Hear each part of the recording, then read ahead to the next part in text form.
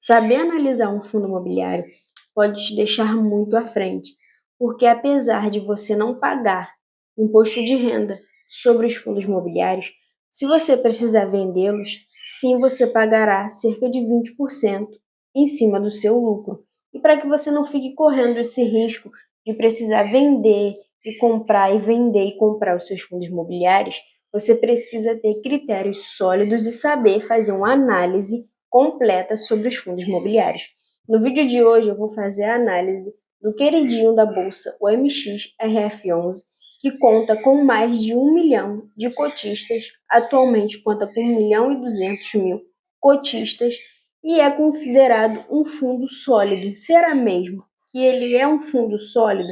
Apesar de ser um fundo de papel, dizem que é bem diversificado, mas hoje você vai acompanhar comigo na prática.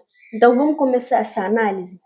Hoje, atualmente, a cotação dele está aparecendo aqui zerada e eu vou te explicar exatamente o porquê.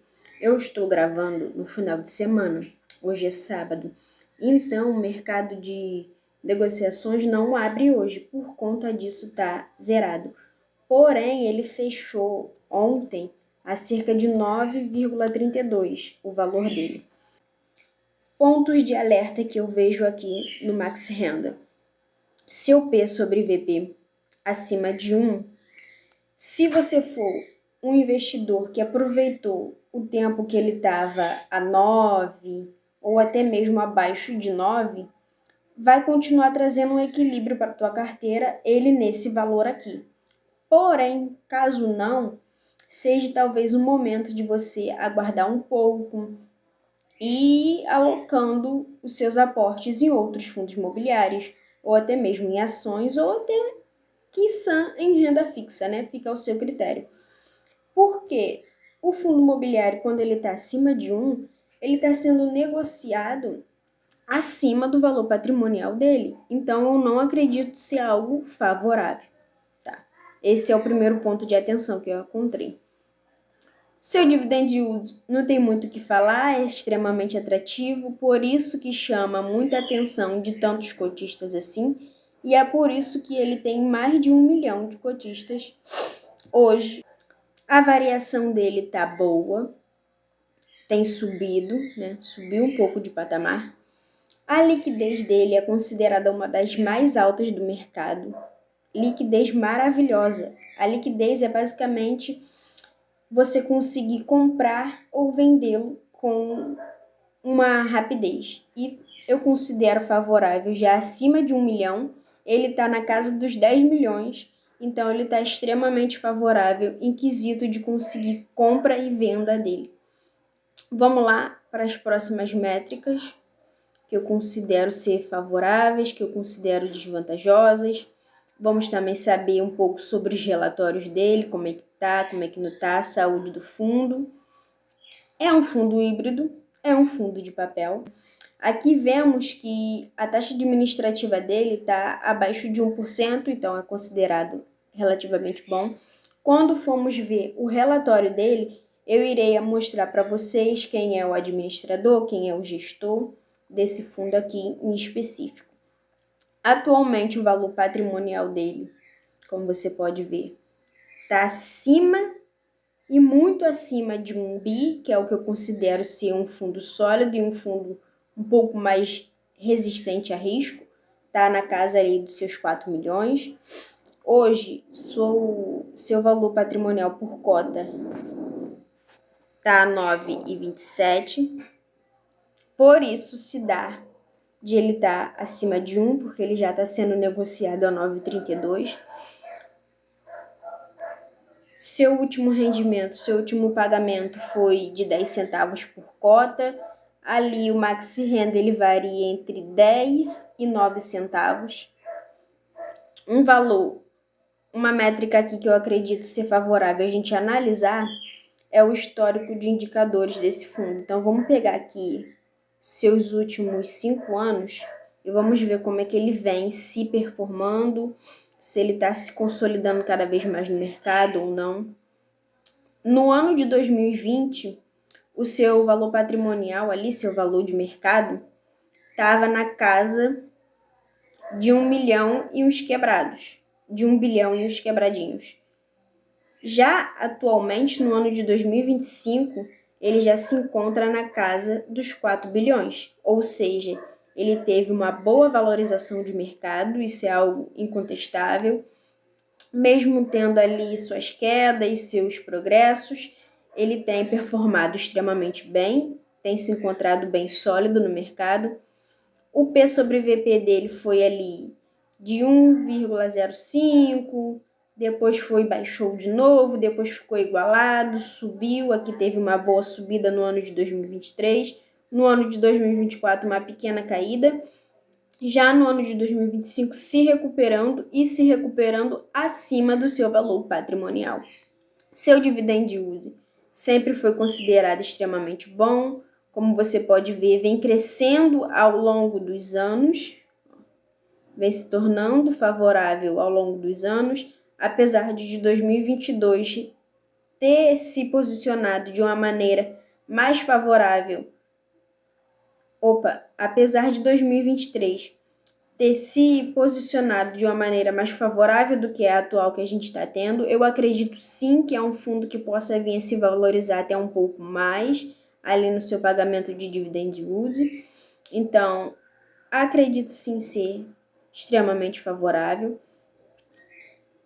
A liquidez dele teve uma pequena queda em comparação a 2024, que estava extremamente alta, porém, é um dos fundos imobiliários, como eu já disse para vocês, que mais se performa em comparação de compra e venda de mercado. Então, aqui eu não vejo como um ponto de alerta.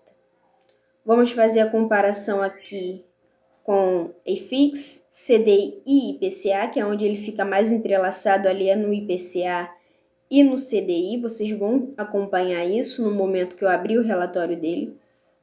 Como você pode ver, ele vem ali tendo seus altos e baixos, abaixo do CDI, sobe um pouquinho acima e ali fica na entrelinhas com o IPCA. Porém, o que vale ressaltar é, fundos imobiliários, eles só pagam o imposto de renda quando você vende com lucratividade. Já em comparação IPCA e CDI, não, você já é descontado na fonte ali o imposto de renda. Então, vale também analisar essas métricas para ver se realmente ali o CDI e o IPCA está mais favorável do que um fundo imobiliário. Vamos para as outras métricas que eu considero aqui ser relevantes a ser analisadas. Como eu falei sobre o dividend yield dele, nos últimos um ano que vem batendo bons volumes. Nos últimos 5 anos nem se fala, chegou a quase 15%. Está falando sobre os dividendos, que como eu disse para vocês, fica ali na casa de 10 centavos, 9 centavos. Tem momentos outros que ele chega a 8 centavos e até teve momentos que ele chegou a 11 centavos por cota. É um bom pagador de dividendo, paga todos os meses ali seus cotistas certinho, paga os proventos direitinho. Até mesmo em períodos de crise que a gente teve aí, o período da pandemia, ele pagou certinho. Vamos aqui abrir o relatório dele. E eu quero mostrar para vocês 2 páginas que eu acredito ser extremamente favoráveis e relevantes. Aqui é a diversificação dele, como ele faz a diversificação dele. Então, se você acompanhar esse quadrinho aqui comigo, você vai ver que a diversificação dele está entre LCI, LH, cotas de outros fundos e CRI. Ou seja, está sendo extremamente diversificado. Mais à frente, iremos olhar com mais detalhe. Para te comprovar que ele é um fundo bem consolidado no mercado, aqui está o momento que ele foi fundado no mercado, lá no ano de 2012, então ele passou por alguns desdobramentos, ele passou ali por alguns ajustes, mas é um fundo bem consolidado na bolsa, é um fundo antigo, é um fundo forte e é um fundo sim considerado bom. Apesar de, como eu disse, ficar ali um entre parênteses sobre o P sobre VP dele está acima de 1, não tem como negar que ele é sim um fundo extremamente favorável de se ter na carteira. Vamos ali dar uma olhadinha para o gestor, para o administrador dele, como eu disse, quando eu abriria aqui o relatório. O administrador dele é o BTG Pactual, então é um bom administrador, também não tem como negar. Ali como gestor, ele está o XP Vista, também é um bom gestor. Então, em valor de ter um bom administrador, de ter um bom gestor, dele estar extremamente diversificado, isso sim é vantagem. Como eu disse, o único ponto de desvantagem que eu encontrei até esse momento aqui com você é o ponto do P sobre VP dele já se encontrar acima de 1. Mas eu também quero ir com você lá para a página 10. Então vamos comigo para a página 10 para ver como funciona essa diversificação dele e se ele está bem diversificado realmente, né? Vamos ver como é que está o portfólio dele em certificados de recebíveis imobiliários, né? Conta-se aqui com quase 32% em imobiliário residencial, conta-se aqui com quase 22% em varejo alimentício, 9% em varejo em geral, 7,3% ali em shopping, aproximadamente 6% em agronegócio e outros. E aqui uma pequena parcela que a gente vê também alocada 2% em próprios. Vamos ver aqui como está o portfólio dele em dinâmica de IPCA, CDI, dentre outros. Como você pode acompanhar, ele fica mais indexado, mais entrelaçado ali ao IPCA. E é por conta disso que ele não perde tanto com o momento aí de subida da Selic ou até mesmo com a descida dela. Logicamente que quando ela dá uma descida, por ele ser um fundo de papel, ou seja, ele fica mais indexado ali a esses, a CRI, a LCI, LH, mas ele também tem ali a sua diversificação em cotas de outros fundos, então isso traz ali uma certa resistência para o mercado, isso traz ali uma certa resistência para ele, deixa ele mais sólido no mercado, assim trazendo mais confiança para os seus cotistas, de ter ali o teu retorno sobre o teu capital investido. Outra coisa que eu quero mostrar aqui para você é os vencimentos. Em 2024 não tivemos nenhum vencimento ali dele. Em 2025 fica aí na casa do 1%, como você pode dar uma olhadinha aqui. Em 2026 ficará ali na casa dos 4%, mas ainda não é um sinal de alerta, porque em 2027 essa taxa acaba caindo. E em 2028 também. O ponto de alerta começa ali basicamente no ano de 2029, 2030 e no ano de 2021, que é esses vencimentos aí dessas CRIs ficam na casa ali de 71%, extremamente alta. Então não fica tão favorável assim. Mas não vejo nenhum outro ponto de alerta a não ser relacionado ao P sobre VP para quem não conseguiu tê-lo ali no momento de baixa.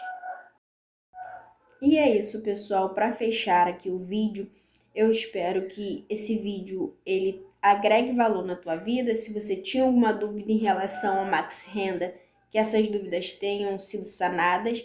Porém, se ficou alguma, você pode deixar aqui nos comentários que eu tento sim vir e trazer aí o esclarecimento da dúvida que ficou. Agradeço por você ter chegado até aqui no final e se quiser, venha fazer parte do canal e até o próximo vídeo por aqui.